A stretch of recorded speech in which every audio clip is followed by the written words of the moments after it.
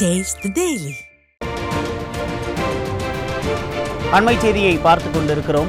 திருவண்ணாமலை மாவட்டம் வந்தவாசி அருகே முன்விரோதம் காரணமாக கணவன் மனைவி மீது கொலைவெறி தாக்குதல் நடத்திய நபர்கள் மீது அளிக்கப்பட்ட புகாரை காவல்துறையினர் ஏற்க மறுத்துள்ளனர். இதுகுறித்த விவரங்களை தலைமை செய்தியாளர் ஜெயக்குமார் வழங்க கேட்கலாம். வணக்கம் ஜெயக்குமார், விவரங்கள். வணக்கம் உமேஷ்.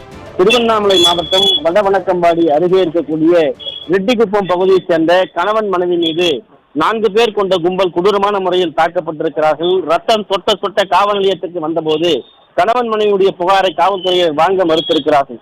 பிறகு அங்கு ஊடகங்கள் எல்லாம் அங்கு படம் பிடிக்க வந்தபோது புகாரை மீண்டும் அவர்கள் எழுதி சொல்லி ரத்தம் சொட்ட சொட்ட இருந்த நிலையிலும் புகார் வாங்கப்பட்டிருக்கிறது. இது தொடர்பாக புகார் அளிக்கப்பட்டும் கூட அந்த குண்டர்கள் கைது செய்யப்படவில்லை என்று கணவனும் மனைவியும் கண்ணீரோடு பேட்டி அளித்திருக்கிறார்கள். திருவண்ணாமலை மாவட்டம் ரெட்டிக்குப்பம் என்கிற கிராமத்தில் வசித்து வரக்கூடிய சந்திரசேகர், அவருடைய வயது 43, மனைவி ரேவதி 38. இவர் 2 பெண் பிள்ளைகளோடு அந்த கிராமத்தில் விவசாயம் செய்து வசித்து வருகிறார். அதே பகுதியைச் சேர்ந்த அவருடைய உறவினர்கள் என்று கூறப்படுகின்ற பாலா மற்றும் குப்புசாமி, பாஸ்கர், அலமேலு உள்ளிட்ட 4 பேர் கொண்ட கும்பல் வயல்வெளியில் புல்லு அரித்துக் கொண்டிருந்த போது சந்திரசேகர் மற்றும் அவருடைய மனைவி ரேவதி இருவரையும் வாய் தகராறு செய்து தாக்கியதாக கூறப்படுகிறது. கல் மற்றும் கம்பி கட்டைகளை கொண்டு தாக்கப்பட்டதில் சந்திரசேகரன் ரத்த வெள்ளத்தில் நிலை கொண்டிருக்கிறார். அதே போன்று அவர் மனைவி மீதும் கடுமையாக தாக்குதல் நடத்தப்பட்டிருக்கிறது.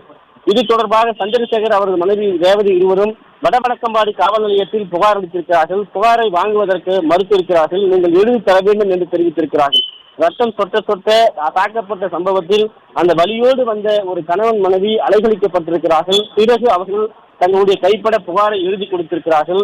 இந்த சம்பவத்தில் காவல் நிலையத்தில் இருக்கக்கூடிய காவல்துறை ஆய்வாளர், உதவி ஆய்வாளர்கள் திருவண்ணாமலையில் இருப்பதாகவும் அதே போன்று நீதிமன்றம் சென்றிருப்பதாகவும் கூறி அலைகழிக்கப்பட்டிருக்கிறார்கள். தொடர்ந்து இதுபோன்று மிக தகராறு தொடர்பாக தமிழகத்திலே இன்றைக்கு 2 கொலை நடந்திருக்கிறது. நேற்று முன்தினம் தஞ்சாவூரில் ஒரு கொலை நடைபெற்றிருக்கிறது. சென்னை அடுத்த ஆவடியில் 2 கொலை சம்பவங்கள் அரங்கேறி இருக்கிறது. இது போன்ற சம்பவங்களில் காவல்துறையுடைய மெத்தனம் புகார் அளிக்க வருகிற போது புகாரை வாங்கப்படாமல் அலைகழிப்பதன் காரணமாகவே தொடர்ந்து தாக்குதல் சம்பவங்களும் உயிரிழப்பு சம்பவங்களும் படுகொலை சம்பவங்களும் அதிகரித்து வருவதாக குற்றம் சாட்டியிருக்கிறார்கள். கண்ணீரோடு அந்த சந்திரசேகருடைய மனைவி ரேவதி பேட்டி அளித்திருக்கிறார். உடனடியாக சம்பந்தப்பட்டவர்கள் கைது செய்யப்பட வேண்டும் என்பதே அவர்களுடைய எதிர்பார்ப்பாக இருக்கிறது. விவரங்களுக்கு நன்றி ஜெயக்குமார்.